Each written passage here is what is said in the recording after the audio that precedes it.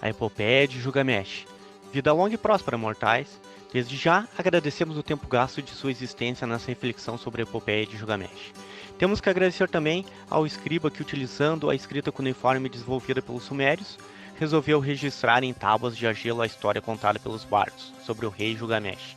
História essa que ficou perdida até 1842, quando nossos irmãos arqueólogos, em suas escavações em Nínive, encontraram esse tesouro da humanidade, ao qual vem a luz para nossas reflexões. Hoje, essas placas ou tablets, fragmentos mesmo de argila, estão espalhados por vários museus do mundo, tais como a Universidade de Chicago, o Museu de Bagdá, Britânico e do Louvre. Primeiro, temos que definir o que é uma epopeia.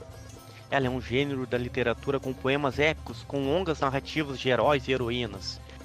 E a epopeia de Gilgamesh nos traz temas como amizade, morte, imortalidade, herói e vida. Então, um enfoque universalizante, onde todo ser humano um dia irá sonhar, refletir ou passar por alguma dessas fases. E a mitologia possibilita interpretar a vida de um modo diferente dos saberes científicos, apelando diretamente aos sentimentos de nós humanos. Sentimentos esses que estão aflorados, pois estamos em 2021, passando por uma pandemia. Por isso, resolvemos fazer uma reflexão de quais ensinamentos esse épico de mais de 5.000 anos atrás tem a nos dizer, ou nos acalmar sobre dois temas que mais do que nunca se tornaram valiosos, que é a amizade e a morte. Uma dica: leiam a epopeia de Gilgamesh com o coração, pois ela é muito linda.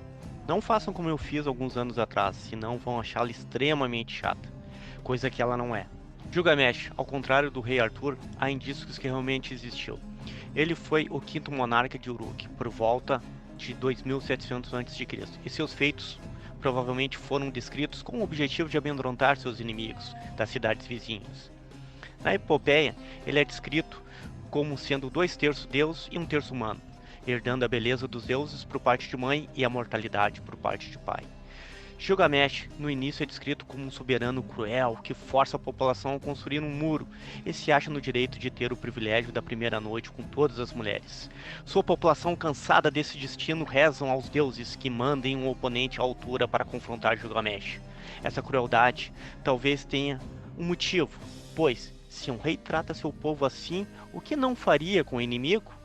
É a construção de um herói, guerreiro, que não teme nada, nem ninguém, pois não há adversário à sua altura.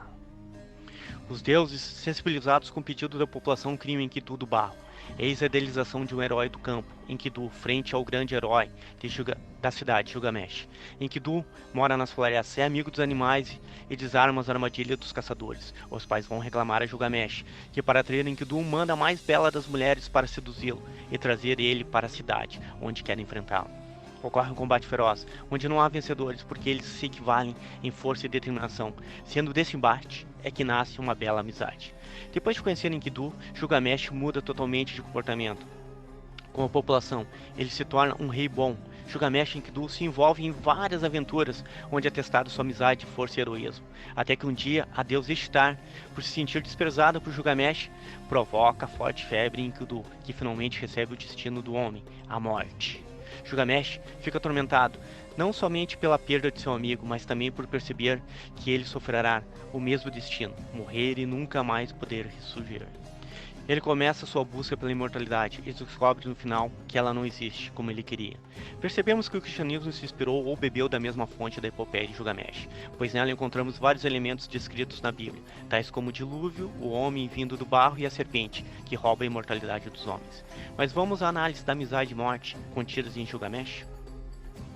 Então, Gilgamesh permanece sentado ao lado de seu amigo por dias inteiros. Enkidu piora e a sua respiração já não se mostra mais o jovem forte e saudável que era. Gilgamesh, em prantos, exclama: "Meu amigo Enkidu, onde se encontra sua força e a sua voz? Para onde foi o meu Enkidu?" Tinha a força de um leão e a rapidez de um cervo. Te amava como um irmão. As mulheres caíam aos seus pés. Enfrentamos juntos o touro celestial e as suas garras não te afetaram.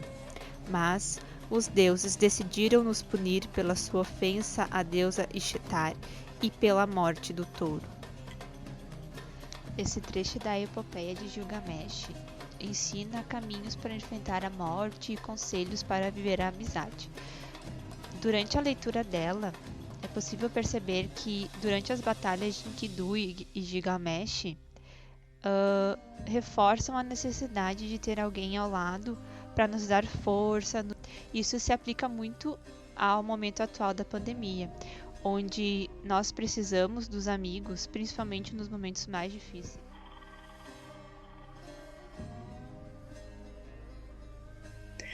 Depois da morte de seu querido amigo Enkidu, Gilgamesh se dá conta de sua própria mortalidade e pergunta à taberneira, que também é a guardiã dos jardins: como posso evitar a morte? A guardiã Shidori responde: a vida sem fim que tu procuras não encontrarás jamais, e ainda lhe dá o seguinte conselho: quando os deuses criaram os homens, eles os destinaram à morte, reservando a imortalidade somente aos deuses. Tu deves encher a barriga, ficar alegre noite e dia, fazer a mesma festa cotidianamente, dançar e divertir-se noite e dia, vestir roupas limpas, banhar-te e olhar com ternura a criança que tu levas pela mão, e fazer a felicidade da tua mulher, abraçando-a, pois esta é a única perspectiva dos homens. Ignorando o conselho de Shidori, Gilgamesh sai em busca da vida eterna. Consultou a opinião de sábios e sacerdotisas, subiu montanhas, enfrentou as esfinges, até chegar ao palácio dos deuses. E lá descobriu que um humano centenário teria a planta ou fruto para torná-lo imortal.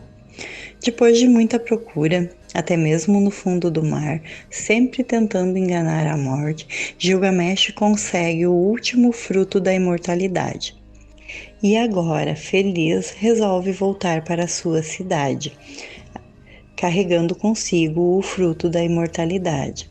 No meio do caminho, depois de muito tempo, cansado, para a beira de um rio para descansar e banhar-se. Enquanto se banhava, eis que vem uma serpente e lhe come o fruto da imortalidade. Que tristeza! Sem a possibilidade de agora tornar-se imortal, só lhe resta voltar à sua cidade e viver conforme foi aconselhado no princípio de sua jornada. Gilgamesh pode não ter conseguido a imortalidade física que tanto ele desejava, mas se tornou imortal, pois hoje estamos nós aqui 5.000 anos depois falando sobre ele.